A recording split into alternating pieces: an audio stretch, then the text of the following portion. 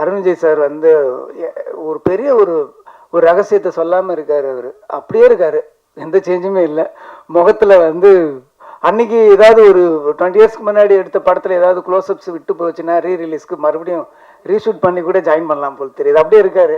அந்த சீக்ரெட் என்னன்னு கொஞ்சம் சொன்னீங்கன்னா நாங்களும் கொஞ்சம் கற்றுக்குவோம். ரொம்ப நல்லா பண்ணியிருக்கீங்க சார். ஆக்ஷன்லாம் பிரமாதமாக இருக்குது, சொல்லவே தேவையில்லை. அவர் வந்து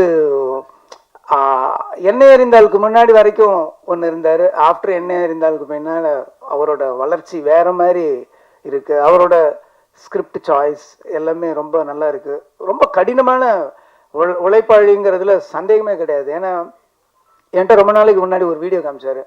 அந்த வீடியோவில் பார்த்தீங்கன்னா ஃப்ளைட்டில் இருந்து ஜம்ப் பண்ணுறாரு.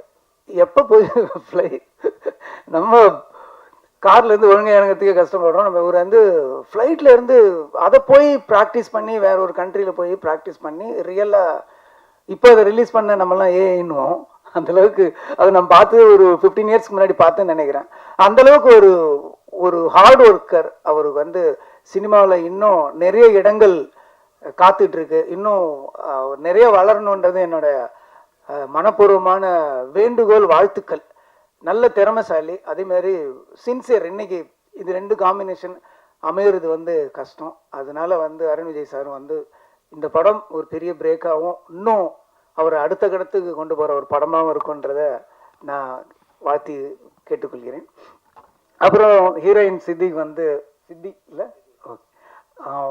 நல்லா பண்ணியிருந்தாங்க, அழகாக பண்ணியிருந்தாங்க. இதுக்கு முன்னாடி அவங்க நடிச்சிருந்த அந்த படமும் ரொம்ப பிரமாதமாக இருந்தது, கௌதம் மேனன் சாரோட படத்தில். இதுலேயும் ரொம்ப நல்லா பண்ணியிருக்காங்க.